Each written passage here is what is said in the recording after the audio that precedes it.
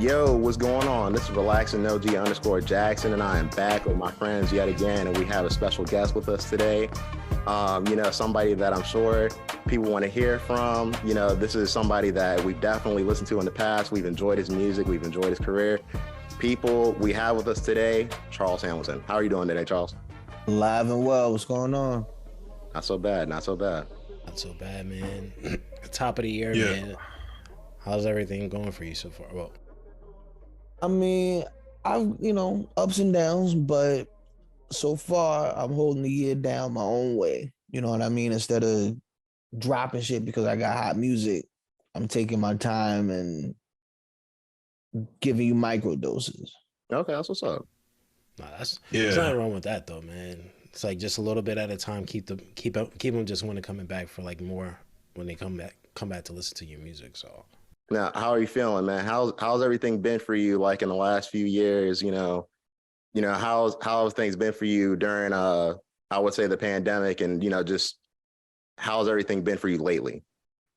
Well, since I changed my name to the talented Mr. Hamilton, I relaunched my YouTube, and I've been getting a lot of traction on my YouTube. I'm pretty shy, so I really didn't get too involved in the YouTube stuff outside of like interviews with other, publications and interaction with fans, maybe a freestyle here and there. So once I started directing all the attention to my YouTube channel and creating content on my own, I've noticed a sense of independence. You know what I'm saying? Like I don't need an A&R or an executive, or dare I say even a friend telling me you got to do this to get this type of attention. Like I'm doing it all on my own, and I'm very proud of myself for that.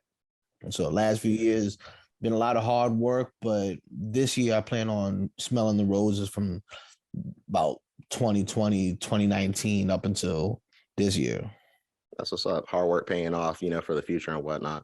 Hard work pays off, so I take no days off, Okay, I hear you. Oh, that's a fact. Yeah. That's definitely a fact. Yeah.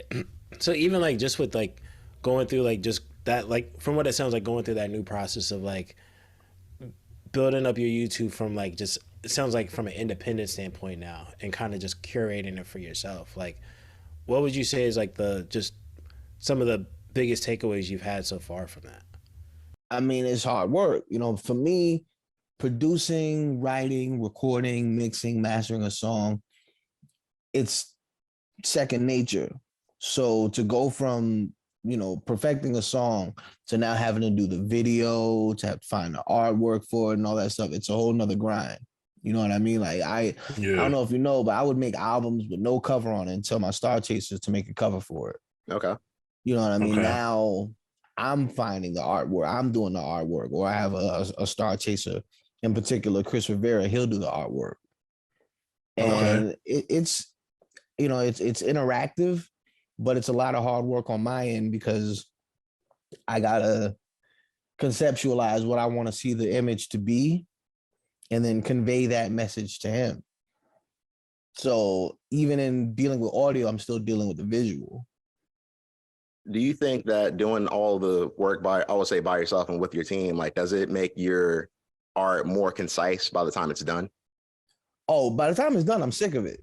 Okay. I'm sure, and that goes from day one. By the time I'm done with an album, I don't want to hear that shit no more. I hear you. I'm not mad at that. I put so much work in. Like, I'm excited about Hypergod. I don't know if you heard about it.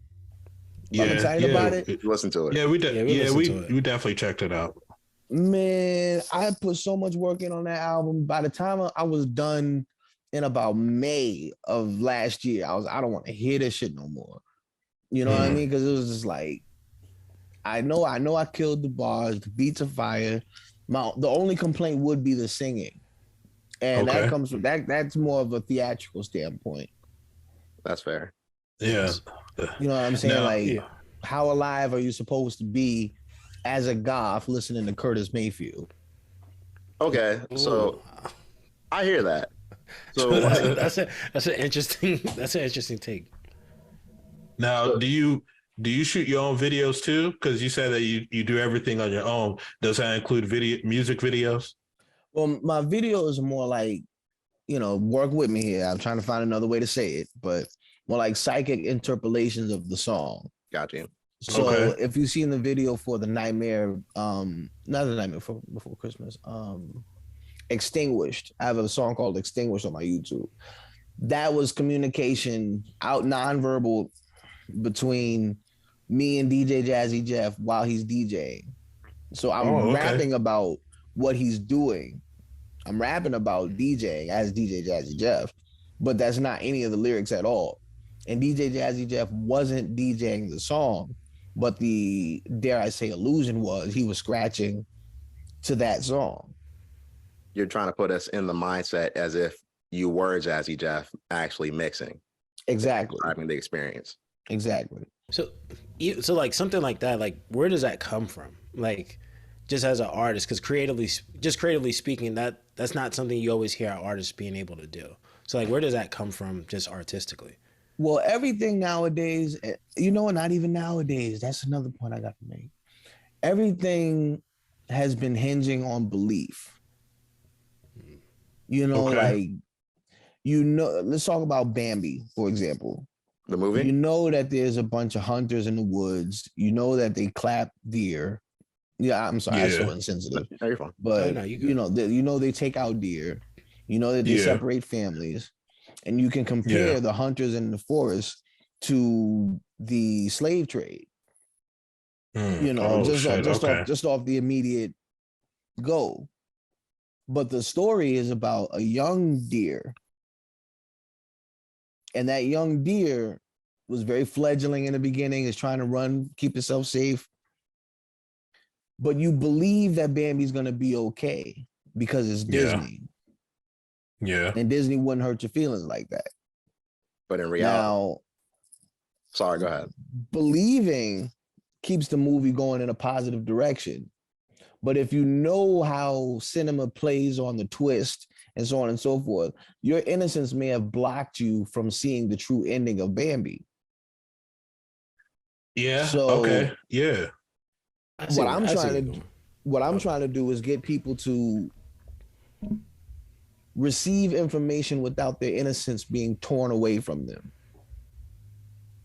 And innocently speaking, everyone can speak telepathically. They just haven't figured out how to do it. Once you speak telepathically, you're begging the person that you're speaking to believe in that telepathic message. So you got to be as cool as DJ Jazzy Jeff to not allow your own mind to debunk itself, because once you got it, you got it. Yeah. Right. Now, And I think fellas, I think y'all understand where I'm coming from, feeling the overall vibration. I think Darius understands. Yeah. No, I definitely get it. It's even like in the sense of like let's say when you're in a room with a group of friends, for instance, like, and something happens, no one says anything in the room, but you can make eye contact and y'all both are having that conversation without anything being said. Yeah. That goes to the synergy of the DJ and the MC. If you notice, they always say psychic vibrations. Vibrations you don't always hear, but they exist because you feel them. Mm-hmm. A psychic vibration is higher than what you've already known it to be, because it's psychic. It's of the mind. So let me help you out a little bit. I don't. So psychic is definition as an adjective is relating to or denoting faculties or phenomena that are apparently inexplicable by natural laws, especially involving telepathy or clairvoyance, relating to the soul or the mind.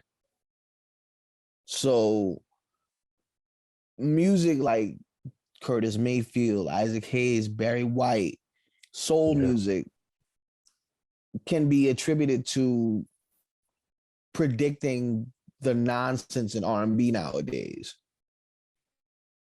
Because like they always say like, that guy over there does this, I do this.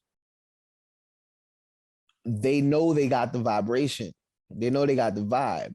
The look in between the eyes of Barry White and his woman is the psychic notion. So Barry White spent his whole life writing about that psychic notion. And as much as he would want to call it mind sex, it was soul music. So when you write your music nowadays, are you more concerned with what you're saying in your raps, or I should say in your songs, or are you more concerned with how the overall song feels instead of just the message you're conveying? I mean, it's hip hop. So I gotta be concerned. Happy birthday, hip hop. Like I gotta be concerned with what I'm saying all throughout the song. There's also moments where what I'm saying, I might flub a word, but the next 4 bars be the craziest shit you heard in your life. I gotta ask myself, do I want to be a perfectionist or do I want to go with the vibration? And if your mind is open, the more you're open to hearing me recover a line or two. No, I see. I get what you're saying from there. Like, so like even like in that craftsmanship, like where at what point? Because I know even like creatively speaking, like it's everything's free flowing, but like at what point do you, I guess, for lack of better terms, put some type of parameter around it, right? Like of saying, oh, like, hey, I like kind of going back to what you were saying with like being a perfectionist or just going with the vibration. Like at what point do these two things like kind of intersect? Or do you just say it's just going with the vibration, or is it, hey, let the going with the vibration intersect with that perfectionism to some extent? Well, that all comes in when you sign a deal. The labels only put out perfection. They don't care how dope the bars were after you said blubbly blubbly. The whole verse got to be fire. Right. Or at least audible. So one thing I got to give to this new generation is when you write a song and you sign a deal, they ask for the exact written verse so that they can put you down for publishing. So these mumble rappers are actually saying some shit. You just got to listen for it because they're getting publishing. Yeah. Right. But then they sell their publishing on the side. Then they think it doesn't matter. So you end up not understanding what either could be a good song or what is it meant to be understood. I wanted to ask, when labels pick up artists, I guess you more specifically, are they looking for a specific sound from you, or they're kind of like, hey, we like how you are as an artist, we want you to put more of that out, or they want you to be a certain way? Nah, labels want what I do. Labels want to sign me so I can do what I do.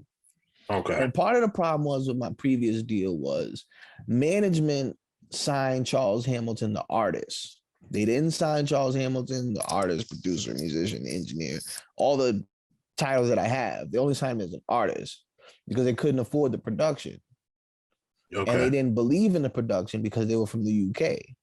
So it goes back to believe. They didn't believe. They saw I was handsome, rapping my ass off, make my own beats, play the piano, many instruments. They wanted to exhaust, if you will, the good looks, the piano playing, and the rapping, the clever rapping. They wanted to exhaust that and make that marketable. So when management went to Republic Records, they said, "Oh, you got Charles Hamilton? Bet we can't wait." I don't give a fuck about what people say. They want that music. Right. Yeah. Right. But management wouldn't let me talk to Republic without them.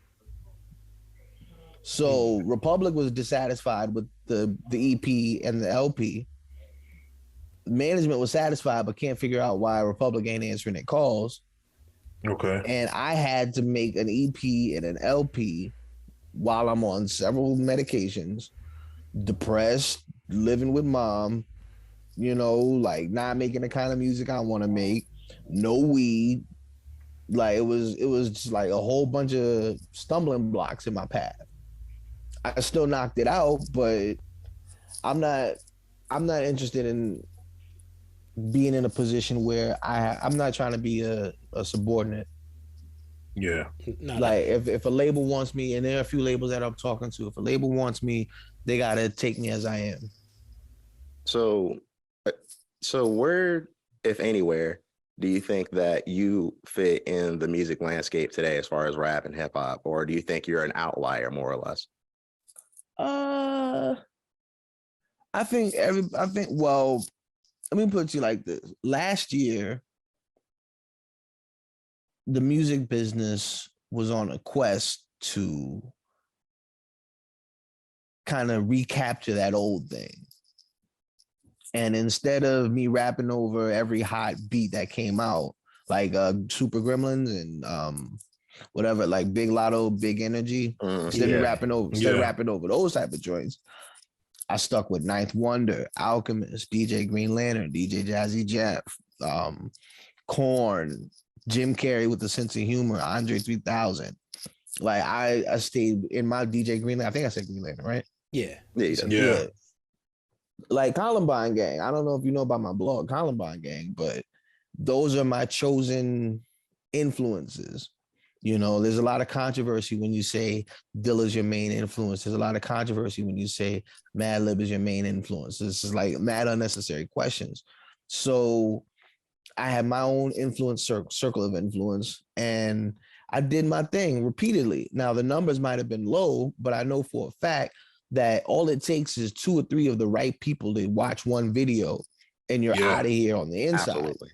You know, so if I got 200 views on it, but Monty and Avery Lippman are the 2 views on it, I won because they already know the quality comes from my section. Every label knows what time it is. Every star chaser knows what time it is. It's about me in capturing the rest of the world. You know what I'm saying? And then it's a little magic trick. Like I'm sure my numbers will jump up, you know, by the click of a mouse. You know what I mean? Like I don't feel like I've dropped flops because I've seen my influence in the mainstream. Okay. I mean, what do you think? Like, do you think I've been dropping flops, y'all? Nah. No, I mean, I think, and I'm sorry, Nigel, but I think like there's today's rap climate, you got a lot of variations of different rappers that are acceptable than versus back then. So I think rappers like yourself or rappers that might they're all about the bars or storytelling versus rappers that's all about like trap shit, street shit. I feel like you always have an audience for all of that. So I would never necessarily say that artist is specifically flopping because I'm like they have a legitimate fan base. There's people out there that's willing to spend their time and maybe spend their money to listen to this particular artist. So I want to say you flop. Now if you're talking to some 12-year-old kid that only listens to like the mainstream artists and that's it, yeah, they're gonna say ignorant things or disrespectful things. But for those with a more mature sound or pay attention to the rap game, I don't think that would be their answer. Well, you had to let me know because I deal with the young kids that are ignorant. Okay. Because they compare me to the Uzis and the Yachties and stuff like that. And it's like, even if on a high level, Uzi is somebody that I'd be cool with. Okay. There's still a bit of, you know, on both of our ends, a bit of competition. You know, like he don't care if I cry, he can't see me in a battle. Okay. You know, he just want to rock. I've already done it. Yeah. Nah, I feel you on that one. Now, would you work with any of the mainstream artists if opportunities come by? Not even just mainstream artists. Maybe let's just say like, you know, more artists that are maybe on the underground level or something like that. Would you work with them if they're like, hey, Charles, I want you on a feature or I want to do a collaboration project? Or maybe, hey, I want to hear some of your beats. Is that something you would be open to? Or are you just kind of like, you're in your own lane? No, it's all good. The obvious answer is yes. But the condition is they would have to take direction. Okay. They would have to listen to how I want it put down because obviously I believe in them if I'm working with them. Right. Again, once again, it all falls back to belief. Like I worked with Max B before, like maybe a week before he went to jail. Oh, shit. Okay. Oh, wow. He said, I got the bars already. It's always the hook. I was like, you got the hook. It's the bars. You got to believe that. He's like, all right, I'm gonna listen to you. So he's walking around, he's writing his phone or whatever, and he gets that spark. He said, hit my nigga Charles, I'll be Charlie, probably run my life, running from the authorities. Like Max that line, Val. that's a special line because I'm sure you know about the holy trinity of Chuck, Charlie, and Charles. Yeah. So he's trying to tell me, I'm not trying to step on your toes, but my name is Charlie Wingate. And I said, I'm not trying to step on your toes, but I sing and harmonize in my songs. So we was sipping Hennessy and laughing and joking about the whole shit. So he lays his verse down and he starts singing the hook. He's like, ow, ow, ow, ow. I said, Max, you gotta put some lyrics in that. He said, what? The bitches love that shit. I said, yeah, but they want to sing along to some shit. I said, all right, how about this? I'll be just fine. He stopped and thought about it. He said, I bet. He laid the hook down like 2 or 3 takes. He said, yo, you the first producer I took direction from, man. Good looking out. I said, no doubt. So if Max B could take direction, anybody could take direction. You know, I'm not being a diva. It's just sometimes you got to be a hard nose. No, I mean that's definitely true. My bad, Spence. But yeah, you made a good point about Max B. If somebody like him is willing to, you know, have an open mind about shit, other artists should too. Yeah, definitely. I agree. I definitely agree with that. But like, even in that sense, like, I think just from even like how you said before, like if it was you and Uzi, like there's still that competitive nature still, right? So even in that competitive nature, we know a lot of artists may not want to take that direction. So would you even still be open to an artist still wanting to work with you, but saying, hey, I just want to kind of collaborate. We can collaborate on like what we want the thesis of like the overall song to be about, but I'm gonna come in creatively from my direction and you as well. Would you still be open to something like that? Or I mean, so I had this artist named Energetic, right? Okay. And my man Carlito brought him to the studio. And he was like, yo, my man Spit, he want to work with you. I was like, all right, I got a resume or whatever. Not everybody can just walk up to me and rap. I mean, he spit. So I put on some Ninth Wonder beats. I was just gonna put him on, let him rap to him, you know, see what he does. Maybe do a track or two. This nigga rapped on Ninth Wonder beats for 45 minutes. Oh shit. And just kept going. And he broke down his lyrical style to me in a verse. So much like myself, Jay-Z, even Tyga, he writes in his head, but he writes fast. So sometimes he, you know, got a mush mouth when he's saying what he's got to say. But he actually broke down how he'll plant an idea in your head, throw the dirt on it, water it, watch it grow, and then chop it down lyrically. So once I saw that, I was like, all right, let me see what you do on my beats. So we did about 40 something tracks the first day we met. And wow, literally he took my direction and he did his thing. And he allowed me to do my thing on the production side with his voice. Trusted me, we had 650,000 downloads. So as long as you trust the process, the success is there. I'm not going to do you dirty because I'm the one that's producing it. So I need it to sound super good too. You know what I mean? Like I need my shit to be dope. Regardless, I don't make bullshit beats for artists that I don't like. Like if I don't like an artist, I'm likely to give him a top tier beat. Yeah.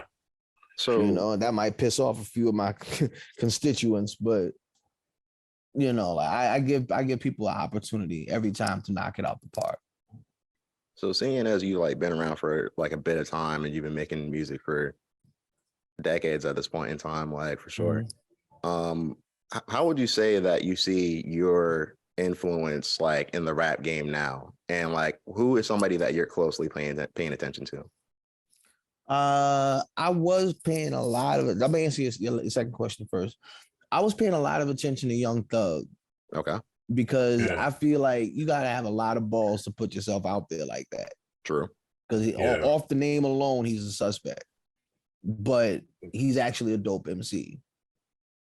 Okay, you know? So I look at, you know, Young Thug, I can see my influence because he put himself out there. He puts himself out there. You know what I'm saying? Uzi, as far as the goth influence, Playboy Cardi. There's a few others, Suicide Boys. Okay. There's a few of them that I feel like are taking cues from me, but I'm not mad at them. It's a matter of, do you want to collaborate? And they know what my sound is. They know what my rhythm is. Yeah. And I know what their rhythm is. And their rhythm and my rhythm clash. So no matter what is said, even if I say I like these niggas, they, because of the last few seconds, they're gonna feel like I don't fuck with them. Therefore, they're gonna send shots at me. Right. Right. You know, and I'm not Neil. I get hit with every bullet. I don't dodge bullets, you know. So I feel like my influence is as heavy as it is on all genres. I mean, you got to see it for yourself. You know what I'm saying? I think that's more of a question you got to answer for yourself, because I can point out my influence, but it's always far fetched. Like you got to kind of see for yourself. Like, I mean, Meek Mill sampled Me, Myself, and I. You know what I mean? Obviously the J. Cole. What's the song where he sampled Shorty Swing My Way? I can't think of the name. I know what song you're talking about. I can't think of the name of it at the moment though. Yeah, like my influence is there. You know what I'm saying? Like people hear my music. I hear people. I let the shit go every time it comes around. You know what I mean? I know that my influence is heavy, and I take pride in that. You know what I mean? Like, that's, people listen to it, they love the music, they fuck with it, awesome.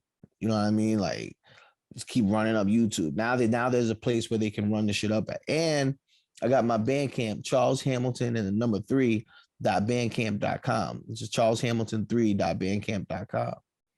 Yes, sir.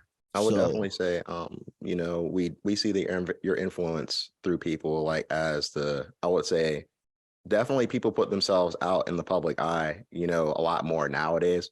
So like when the whole social media and, like, you know, all the blogs and whatnot were, you know, kind of fresh, like that was definitely something that kind of led the way for other artists throughout the time. I mean, vulnerability makes you a martyr. You know, if you're willing to put yourself out there like that, you can't get killed. It's true. And I've killed myself on more than one occasion, both in the public eye and literally. So there's nothing that really scares me outside of California gangsters. Okay. You know.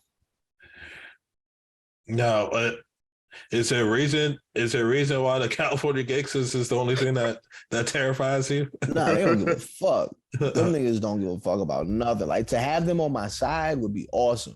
You know what I'm saying? But like, I wear pink, and apparently pink is a gang related color.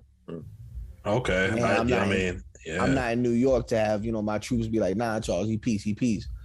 If I say to them I'm neutral, then they know I know about gang life, and that's gonna start a problem. So I just wear my pink, you know, pray to, you know, no problem. But yeah, California gangsters, them niggas don't give a fuck about nothing.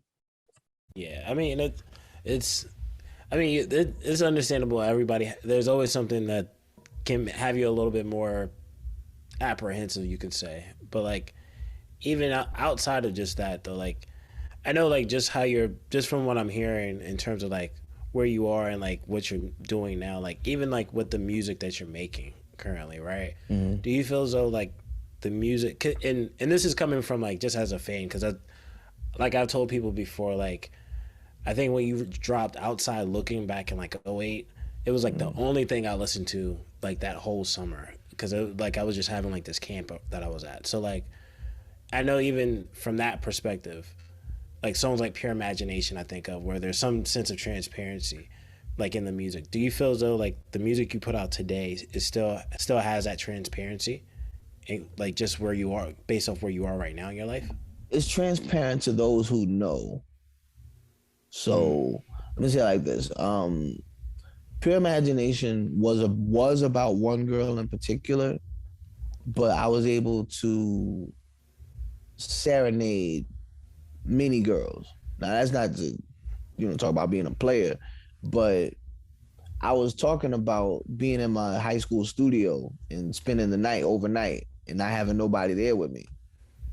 So instead of, it went from, hey girl, come spend the night with me in my high school studio, to, is there any girl that wants to spend the night with me in my high school studio? So it kind of developed into me reaching out once again on a big level, from a personal level, going from the microcosm to the macrocosm.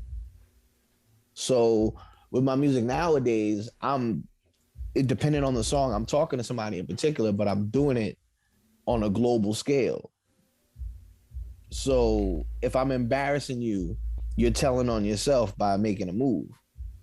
Okay. If you don't understand, I'll gladly explain it to you, but the context is what it is. You know, the supersonic philosophy is there is a context for everything. Right. 6 words. Okay. So go ahead. No, I'm sorry, you're good. So like I said, like I'm trying to, I was listening to it. Oh, I said, guilty me, this is pleasure. I wish it could last forever. Like a guilty pleasure is, it's easy to make music. I wish it could last forever because making music is very hard. Yeah. But when you get on a personal scale, like I'm talking to my girl, she knows what I do that she likes, and I'm guilty because I'm giving her pleasure, and she knows that I'm giving her pleasure. So she can either stop me or allow it to happen. So It goes from a technical bar to a romantic bar in the same context. Double entendre. Yeah. I got 2 random questions for you. Okay. The first one is there anything of today's current state of rap that you're not necessarily a big fan of? Now, it doesn't have to be an artist. It could be a way the radio plays certain music, or certain genre or subgenre of rap music. Is there anything that's like, hey, I don't like this, and hopefully we can move away from that type shit? I don't like the tight pants. Okay. I feel like we allowed the government to shut us up by taking out the baggy pants. Okay. All right. That's fair. That's fair. I mean, I ain't mad at it. And my second question is, now, how do you feel and how do you view where rap is heading to? It could be 2023, it could be 2024 or beyond. Do you feel like it's moving in a direction where it's kind of like it's a more positive light, or you think it's going to be more of a regression type of deal? Well, we're regressing now because the beats, whether it's trap or drill, all kind of mesh with 80s kind of hip hop, like the pop lock kind of hip hop. Okay. And even though breakdancing, pop locking, the whole movement is a staple in hip hop, there weren't any bars there. It was kind of like a section. It was like a section. So you didn't go to Africa Bambaataa for bars. You didn't go to Cool Herc to freestyle, and you didn't go to Grandmaster Flash to breakdance. Right. I'm sort of in the Grandmaster Flash realm. Like, you got to come here with bars. Okay. My beats don't mesh very well with trap. You can't, as a DJ, you can't mix a Charles Hamilton record with a modern trap record. Okay. But trap meshes with, techno, disco, EDM, Bambaata's music. So it's still in a hip hop vein, but it's not a purist's favorite music. You know what I'm saying? And purists are who keep the culture alive. Okay. So if like, I don't see anybody pop locking to trap. So obviously they're not thinking about old school hip hop. They're thinking about Coachella, you know what I'm saying? Like big festivals where they don't rap the lyrics, they just and jump around on stage. Yeah. There's no care for the culture. Yeah. Now, I've been called a white boy all my life, so you know, it's almost sweet revenge to watch hip hop take a hit like that. But love and hip hop is what propelled me to move forward. So I can't just let hip hop die. So I'm personally going to keep doing what I do at the rate I do it at, and provide some beats, some grooves. Obviously I'm doing this interview, it's kind of short notice. I reached out. It's on me, but I mean, we appreciate you coming on anyway. You know what I mean? No doubt. Yeah, so it's all love, and we definitely not tripping about that at all. Yeah. I'm just, I felt like I wanted to give people with this interview thing an opportunity to ask the right question, so I don't jump out and say something that'll fuck everything up. Yeah. Now, yeah, we appreciate it. With artists, I feel, in my personal opinion, I feel like the artistry is coming back to rap, but it's more or less on the underground scene. Like here on the Highly Advised podcast, we're like big fans of like the Griselda movement, like with West Side Gun, Benny, and all that. And I think that when you look on the underground side, you do see a little bit more artistry. You see rappers taking more chances. You have, rappers like Estee Knack who like are rapping like nowhere near the mainstream. So do you think that more of that is needed, or do you think that rap is just going to go where it goes from here? I think if Griselda were to make one conscious product, they would rule hip hop. Okay. And they say that their music is, and with all, I love Griselda. I love what they do. I have no beef with Griselda. They think that their music, as far as talking about the street life, so on and so forth, they think that's conscious. That's not really conscious. That's more so talking about the problem. Conscious is building a solution. They're doing the solution. They're making the music. The music is the solution, but they're adding to it by rapping about the street life, like doing it. Like they rap about doing the street shit, but they're actually doing what it takes to bring peace in the streets, which is put all the street shit on a beat, put it out. You don't have to worry about, what's the word I'm looking for? Somebody coming back to get you because it's on a song. Like it's a song, dog. You tripping. You know what I'm saying? Like they don't name names about who they shooting, but retribution. They don't have to worry about somebody getting retribution because they put all of that shit onto a song, to a beat, and they did it more than once. So, like I said, if they can come up with a conscious record, they would run hip hop on some like, nah, little shorty, you don't need to go do what your mama says, clean your room. You know what I'm saying? Like,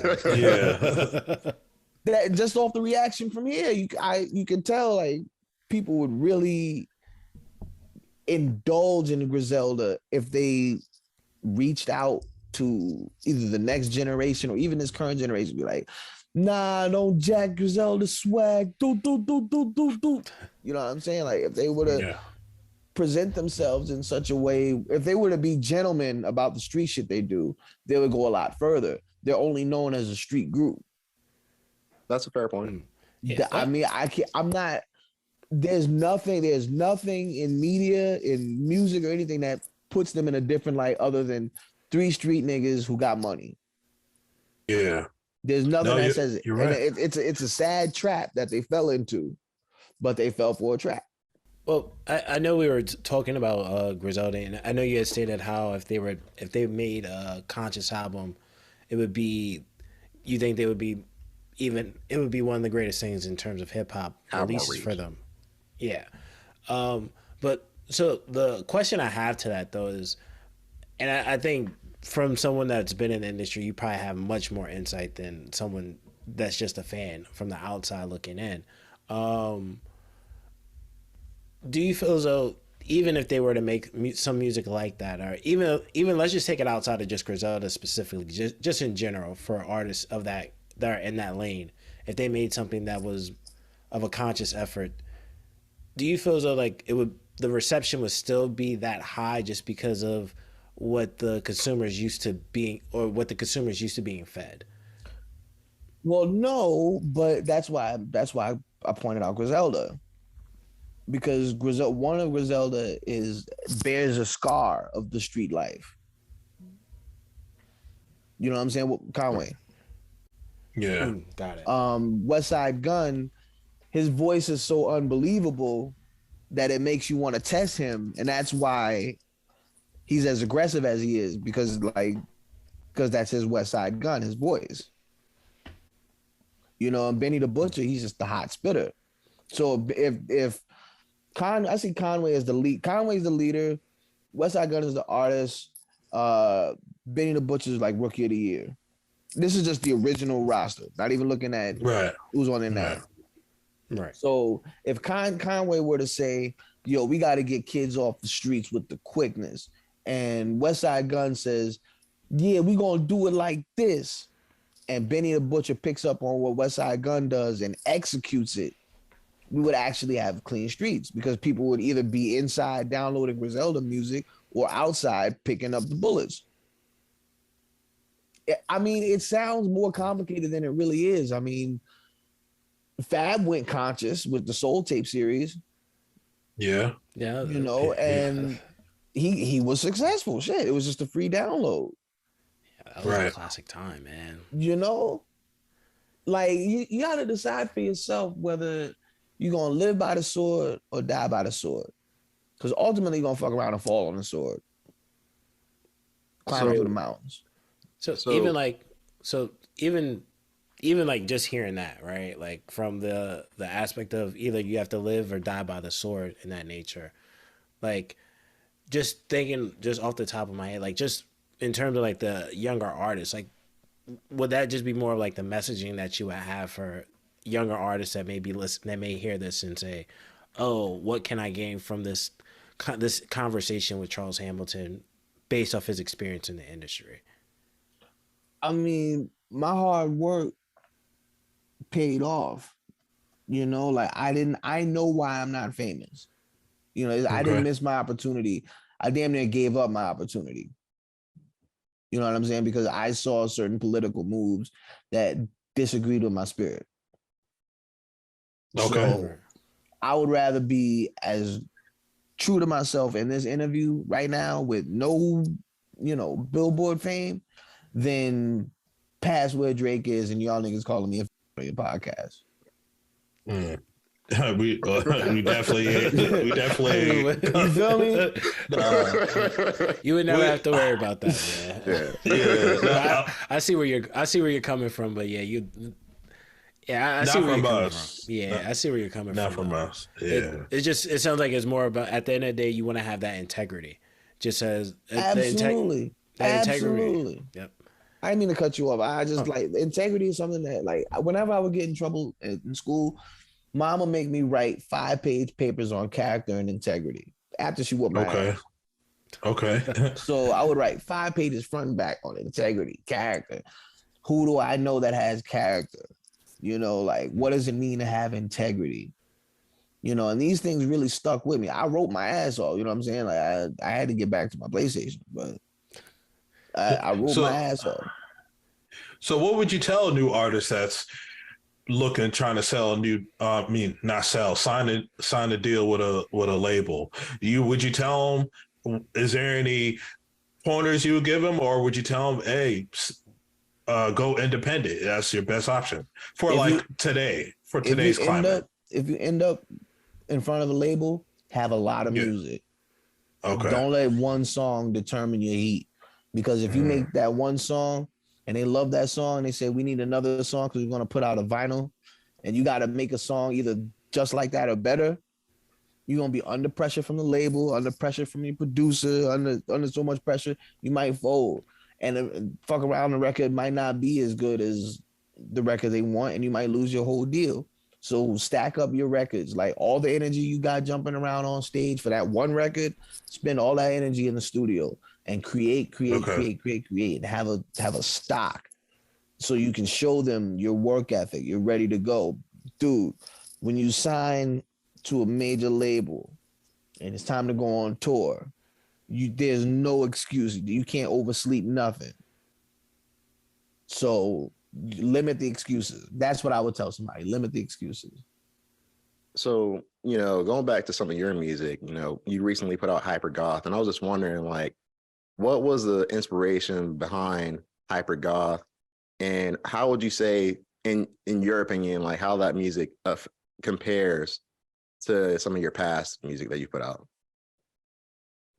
Well, Hyper Goth was inspired by Curtis Mayfield's Superfly. And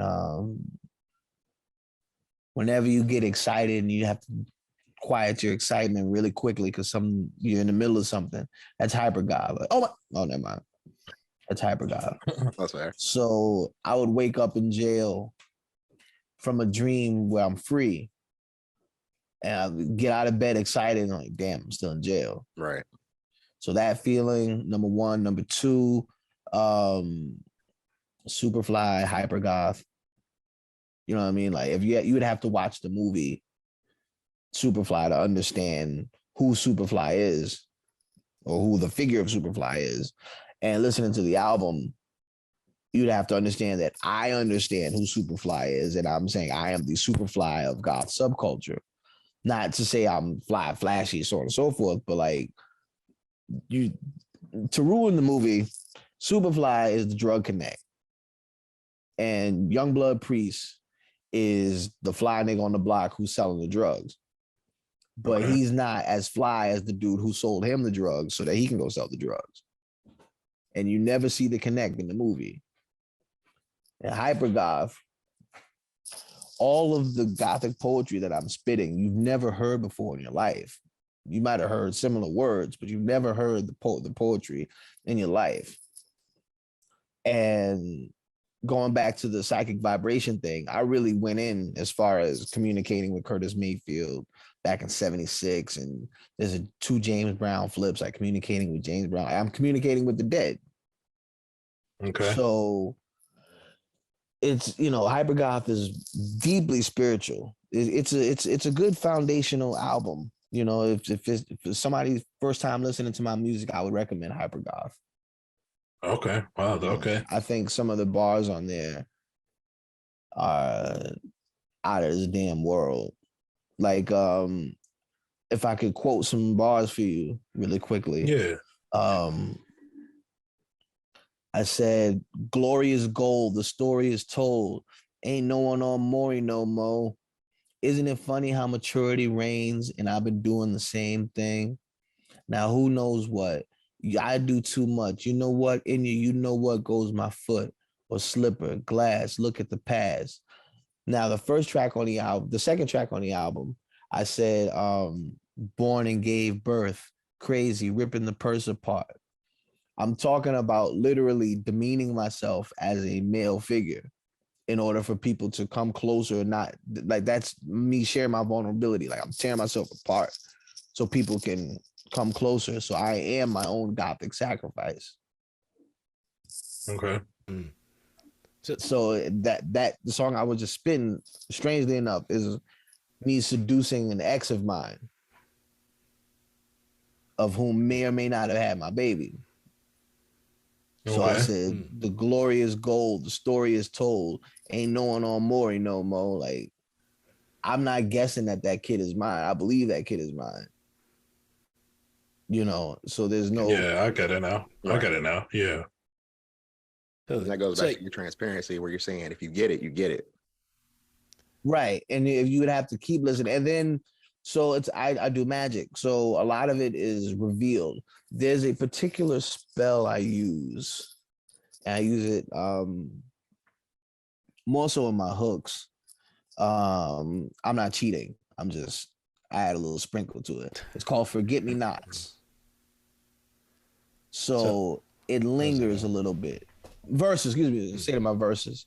So it lingers on. So if you press play on track 1, it all lingers through.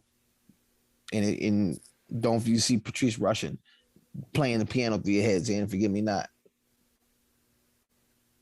So that kind of psychic vibration experience. Got you. So does that kind of lends to like the cohesiveness that you look for when you're making a project? Yeah, I mean, I put it all together like that. You know, like it can be tiresome, you know, but once I'm in the studio, I forget about sleep. It's all Right. about Yeah. getting it done. Just kind of locked in. So like so just from what we hear in terms of like hypergoth and the comparison to the before and now, like what motivates Charles Hamilton, the artist, when he just for that create just to allow that creation, that space for creation to happen. What motivates me? Love. Hmm. Straight up. And I mean, to me, I think love is kind of self-explanatory. But would you want to like kind of expound on that just for anybody that may not understand and or to those details for Well, yourself? I'm gonna say it like this. I'm addicted to black love. Okay. When somebody say I and give you a pound and then seeing they fucking with it, I'm Yeah. addicted to that. Like I love black love. I love when girls aren't quote unquote on my dick, but interested in what I do. Right. You know, Okay. black girls Yeah. are interested.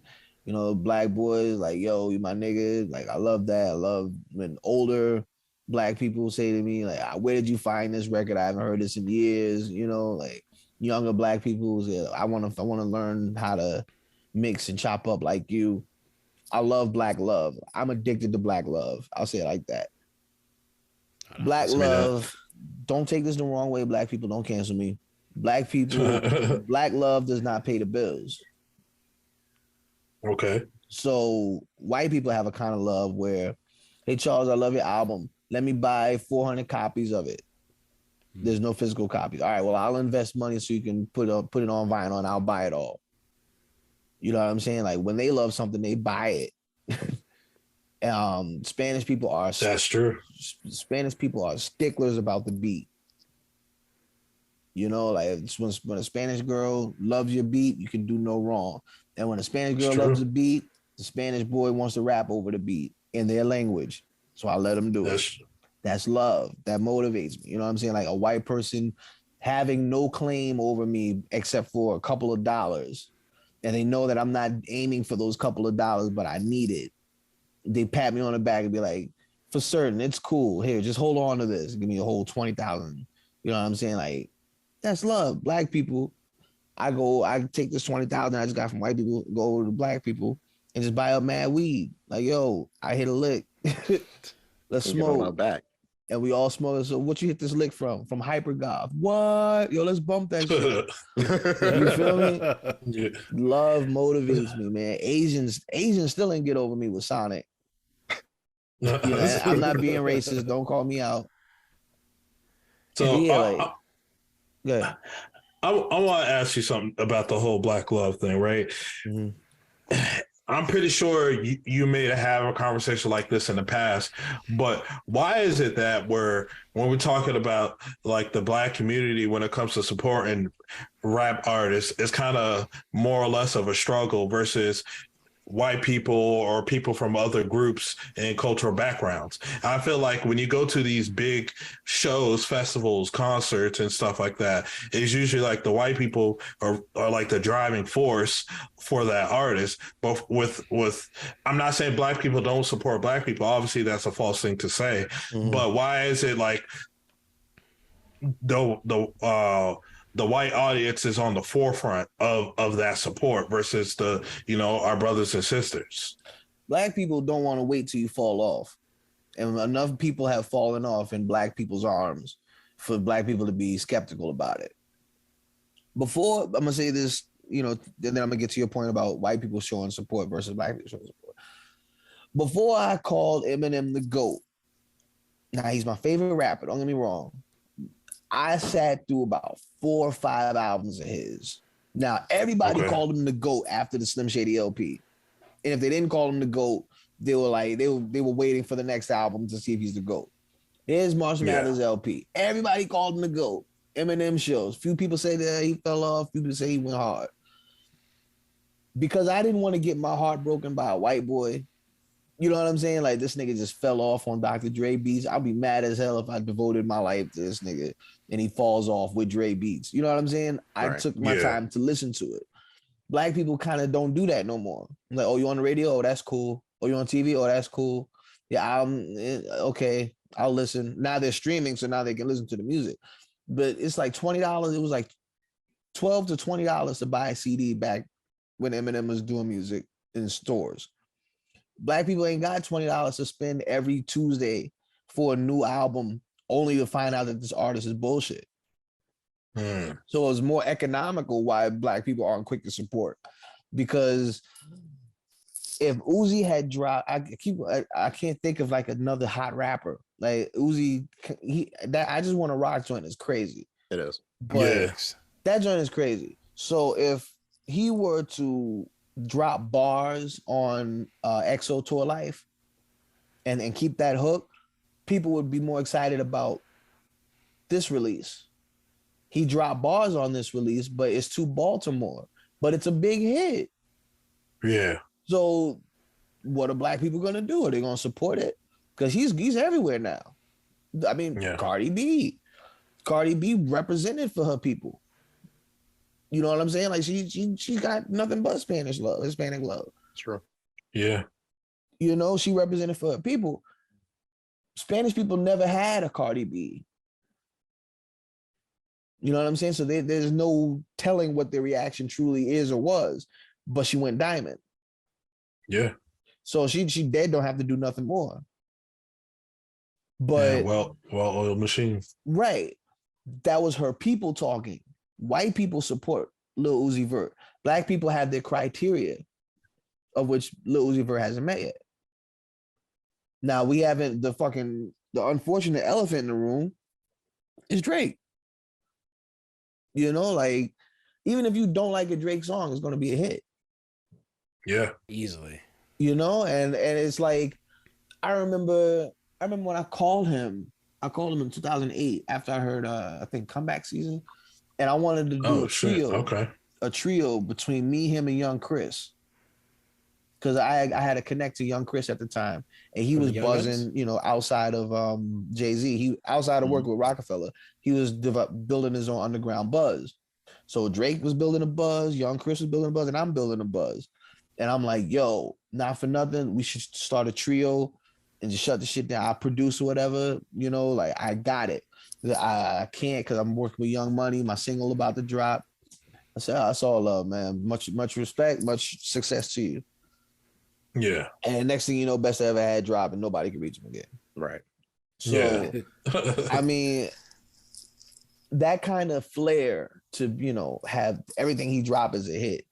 I don't think, honestly, Nevermind was a hit, but it's not a bad album as a DJ. Like for a DJ, you know, they would love that album. DJs love that album. Yeah. But, you know, I don't think Drake has missed yet. To have that kind of flair is awesome. And now, like, unlike Michael Jackson, who didn't have the internet by his side, Drake got the internet. So Drake could walk in the studio with Gwen Stefani, lay some shit down today and put it out, and it'd be a smash hit.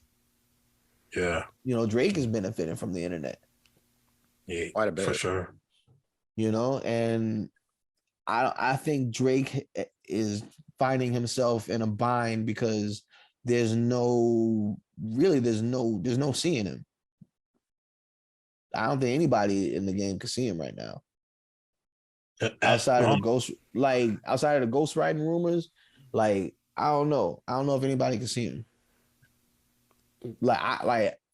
Take me out of the equation, I'll tear anybody's head off. All right. But you know, I don't think any of these. I mean, maybe Lil Baby. Now,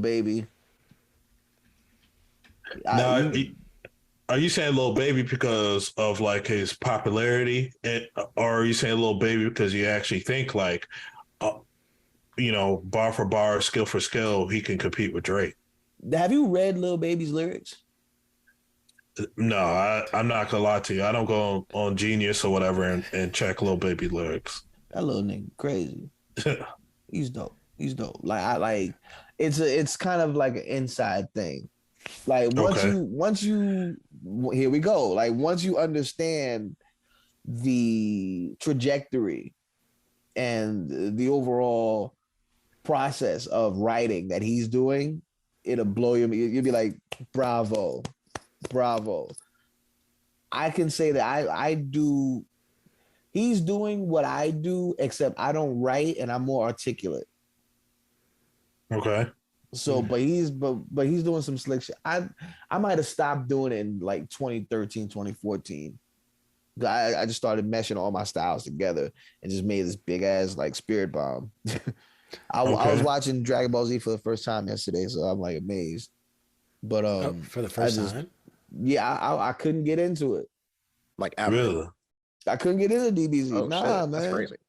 I couldn't do it. That's just surprising. I couldn't do it. I couldn't do it, man. I used to. You ever watch a Street Fighter manga? Yeah. That's my shit right there. Street Fighter manga. It's on. I'm gonna send you a link to it. All right. I bet. We appreciate that. I wanted to ask a side question. Now, there's a history of you being a fan of the Sonic the Hedgehog product. Now, does that mean that you into video games? Like you actively follow video games, or is just Sonic the Hedgehog was just your shit and that's it? Woo. I mean, I connected with Sonic in '89, maybe a little sooner than that. When I saw the commercial, Okay. you know, it was a classic commercial, and it was just like mom and dad had bought me a Nintendo. Okay. And I had a Nintendo, a Night Bright, a drum set. I had a basement, my nigga. My basement was lit, but I had some cool toys in there. And one day I decided, fuck, let me play Nintendo. So I'm playing it, whooping ass, you know, but it's moving so slow. So I turn it off, go upstairs, get some food, whatever. And on TV, I see this fast moving blue thing. I'm like, yo, I literally was just playing this competition. This nigga is bugging right now. What is going on? So I'm watching it and I'm like, yo, I gotta get a Sega Genesis. So I was acting good, you know what I mean? And I think my aunt bought a Sega Genesis for my cousin and they left it at my grandmother's house. So whenever I would go over there, I'd be playing Sega, and, you know, I put my asshole cousin, you know what I'm saying? But pause. But yeah, I always had to play 2-player. But yeah, man, I'm telling you, it's just like I can't explain. You know how people are about Bugs Bunny? Yeah. Yeah. That's how I am about Sonic. Okay, fair enough. I love Bugs, but Sonic is my dude, man. So no other like video games you ever really got into? Like you never played old school Grand Theft Auto growing up, or any of the current shit like 2Ks, Madden, Or et cetera, et cetera. mean, Street Fighter. Yeah. Nah, I get my ass whooped in Street Fighter. Okay. That's just the truth. Yeah, GTA 3 through 5. Okay. Cool. I think so. GTA, there was Vice City and San Andreas, right? You're right. Yeah. So, yeah, first GTA 3, Vice City, San Andreas. Those were I used to play those all the time. Live 06. Yeah. I think Steve Nash was on the cover, or Iverson in Denver. Yeah, I think so. I forget. I used to have Live 06 back then. So With the freestyle controls. Yep. Yeah. I used to be cutting niggas' ass with that shit. I liked the Live 05 with Carmelo, and I liked 07 with T-Mac on the cover. Was Lava 5 the one with the dunk contest? Yep. Yeah. And 06. No, Yeah. wait. One of the years they skipped the dunk contest. Yeah, I know 05, 07 had it, so maybe 06 skipped it, or maybe not 06. I don't know. They might have had it. Yeah. Now, one more question for me before I let the other guys ask their question. What do you think the future holds for you as not only as an artist, but just you as a person, you as a human being? Like, is there anything in the future you're looking forward to, or you're not expecting to happen, but maybe working towards to happen? Uh, well, I mean, I've done everything I set out to do. Okay. You know, I think I want to feel better about that. It's a good goal. You know, everything I set out to do, I did it. You know, and I felt like there was nothing to it but to do it. You know, like no one was going to make it happen for me. I made shit happen for myself. So I think maybe I'll get a helping hand. You know what I mean? Somebody's in some capacity, I get a helping hand, or I might just be a hermit. Ain't nothing wrong with being a hermit, man. I think that's Not at all. I think it's an underrated thing for real. Being off the grid is underrated. Like, you don't get bothered. People don't expect shit from you. It's nice. Especially if you have the space just where you can still focus on just creating what you want to do from an artist standpoint, or just for yourself as just a human and man at the end of the day. I mean, I've been dealing with people viewing me as more than what I see myself as. And I really got to get past that feeling. I mean, I don't know how to say it any other way. Like, people see me as a hero. I've been called a hero, like trailblazer. And I've been walking around feeling like I did what I was supposed to do. Yeah. So I'm like, how could you see me as more than a musician? Like a musician is supposed to do what I do. You're supposed to have the goals I have. You're supposed to have the fire within to keep going. Somebody asked me today if I want to go to the studio. I'm like, maybe. Like, can you handle it? Like, I don't know how to explain to somebody, like, I do what I do out of love for love. I mean, nobody can be mad at that for real. Word up. So like, even like knowing like, okay, you do what you do out of like love, as you say.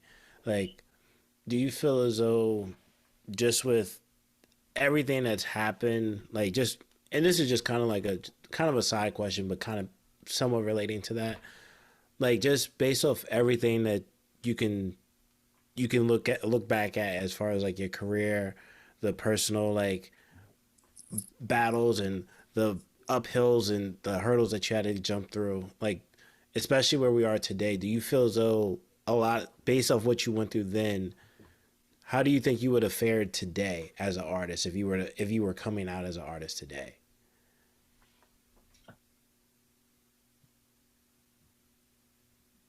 I really don't know, because I think I might have to quote another song or find another song to quote. All right. You love it, then love it. If not, walk across the pond. I'm not dropping bombs. I'm just talking from the heart. Now, I got to quote the whole verse, but basically what I was saying is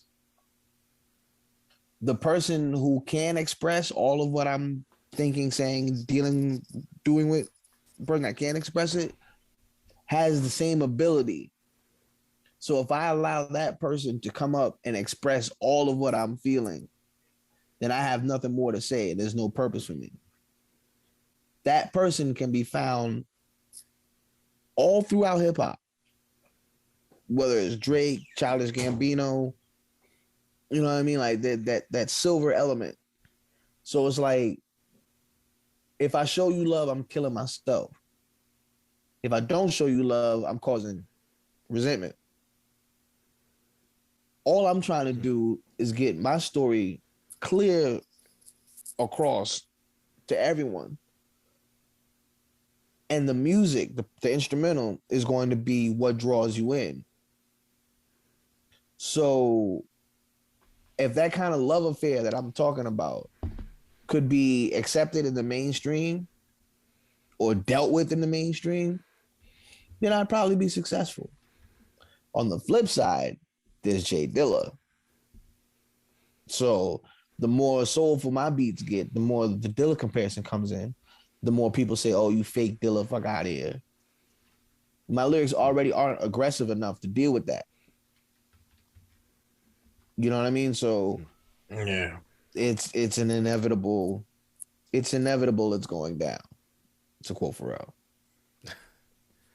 No, love a good Pharrell quote. Love a good Pharrell quote. But no, I mean that makes a lot of sense. Like just just from that understanding of like, hey, like there's so much out there. There's so much out there that like you still have like your different viewpoints. I guess you could say. So like just one last question I do have. Just based off from a fan perspective, and for your the rest of your fans out there that will hopefully listen to this as well. Um, just from knowing that you speak about you one thing I've noticed so far is that you'll use like a quote from one of your songs, right? Or even from another artist. Um, what song that you've created means the most to you? Just Childhoodless off of Hypergoth. Okay. and what That song replaced Lou. I mean, I really didn't mean to cut you off. oh no, you're good. Go ahead, go ahead. That song replaced Loser as my favorite Charles Hamilton song. Really? And Loser was there up until the day I recorded Childhoodless. Really? And what was that I guess as you could say the straw that broke the camel's back in that case to make that song be like your number one now? I think the freedom I had with the beat and the lack of freedom I have within myself. So it's almost as if I was dancing outside of the prison system, all kinds of crazy dancing for about 15 minutes, 5 minutes per take, and then mixing. So I'm dancing outside, being free. And then when the song is finished, it's back to being a prisoner. But eventually that's going to change and I'm going to be meeting myself in freedom. And that feeling alone makes me enjoy that song.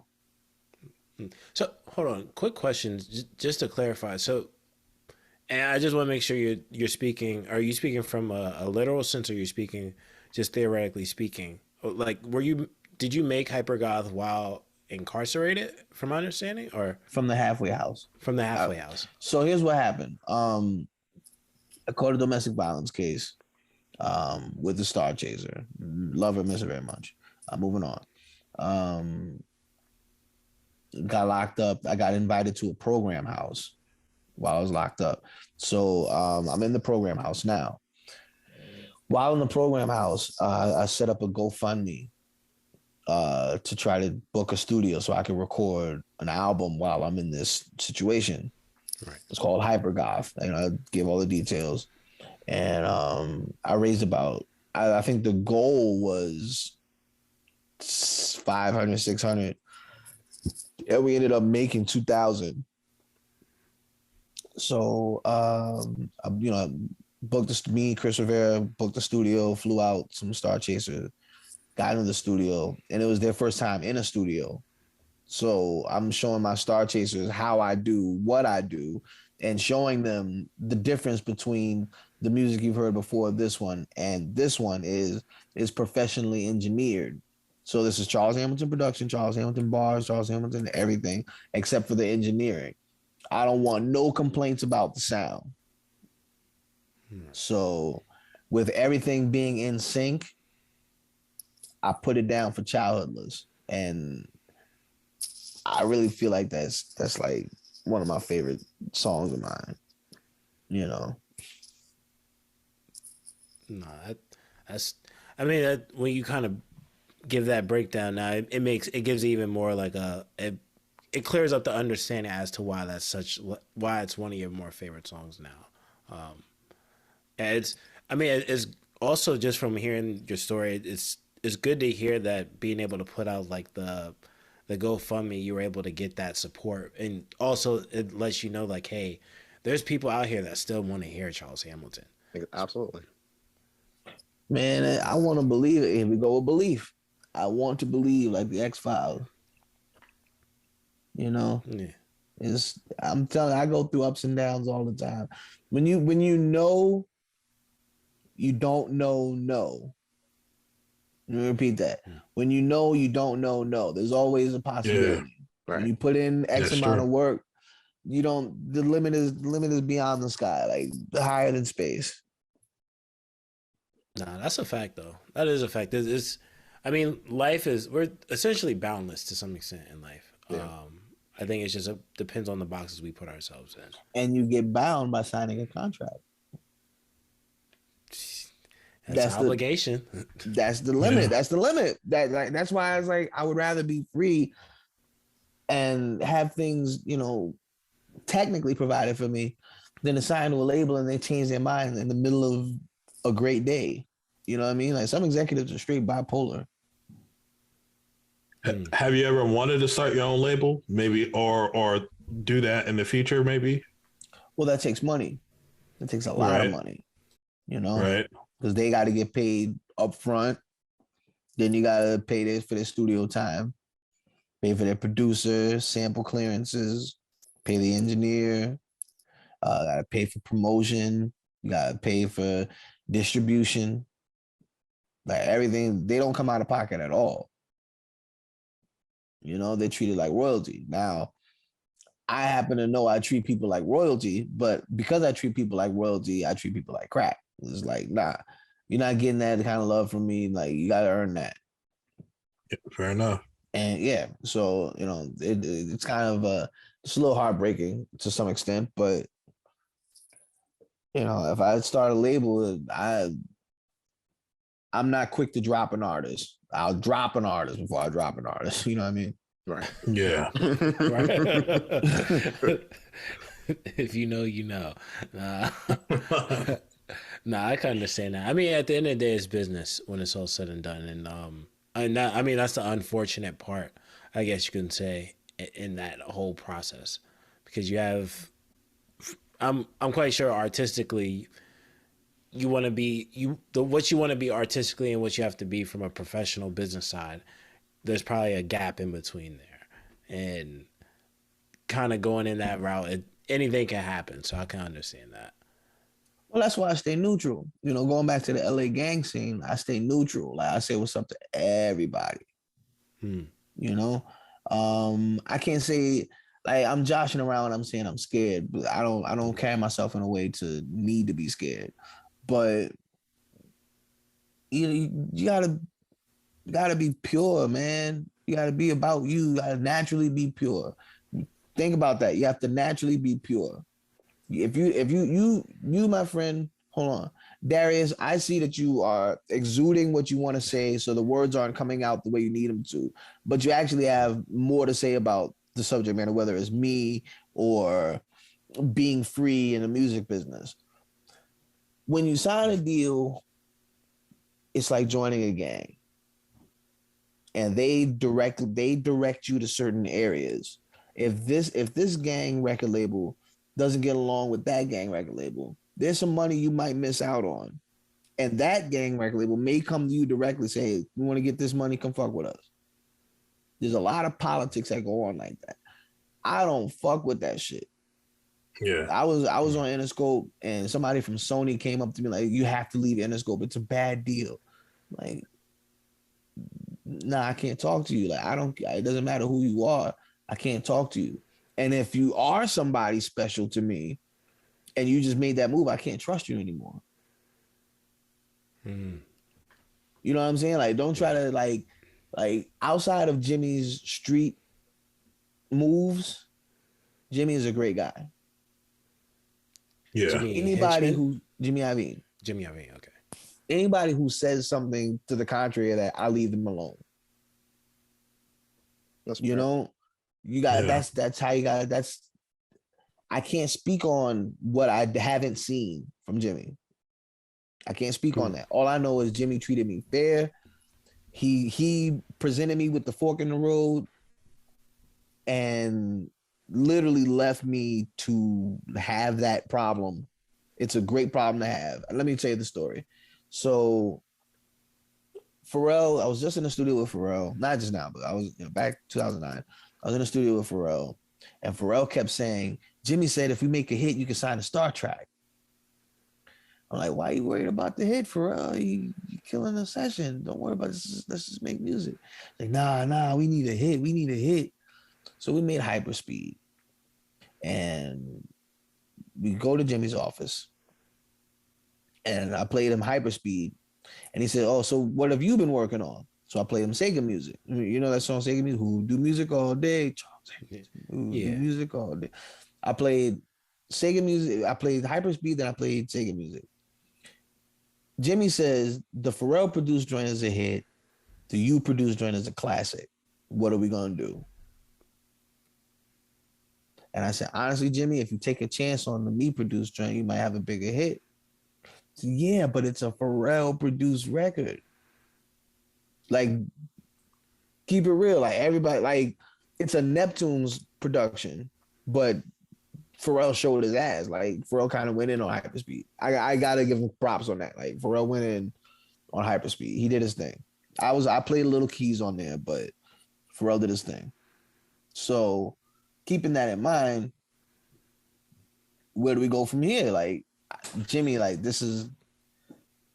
I can't argue with a Pharrell point, but if you take the chance, it may be worth both of our while. So I don't know, man. I ain't got you on this one. So we kept it moving, and that kind of like Jimmy is known for making classics. So he's got a hit on his hand and a classic. Brooklyn Girls was a hit, but it comes across more as a classic now. Yeah, definitely. So it's like, what? Damned if you do, damned if you don't. He didn't ask for Brooklyn Girls to be put on Entourage. He didn't ask for Brooklyn Girls to be a single. Somebody at the office made that move. That's how big the record was. But go ahead.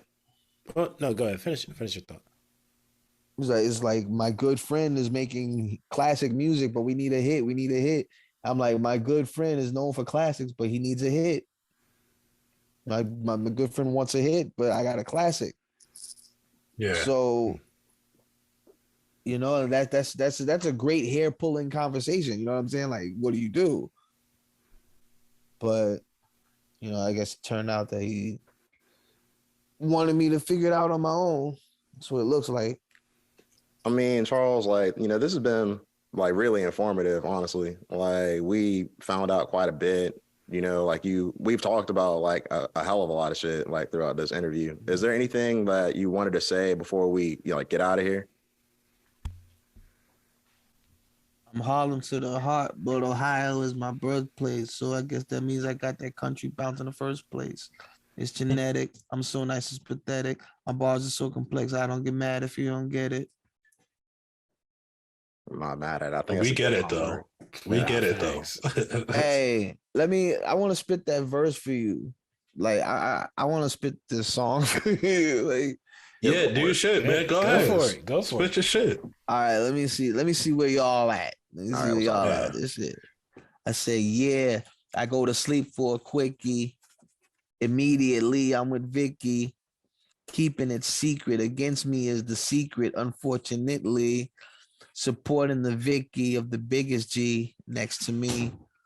From downtown, I see another Vicky like Tori. And I pop a pill because I got skills. Smiling, joking, no longer joking. Wilding, open. Wilding because I'm open. Wilding when open, but then I become an omen. So much more, I hope you know it. Regardless, I have become a poet. Synchronicity, because I've been drinking and sipping Vicky. It seems as if one of the people who are against me or for me has a secret, has something they like to say. I don't shower, I stay in the daylight. So please enjoy the box of soap bars. You know it's hot, but don't avoid the spot. You must go to be who's up with flow. Go. Cutting me off.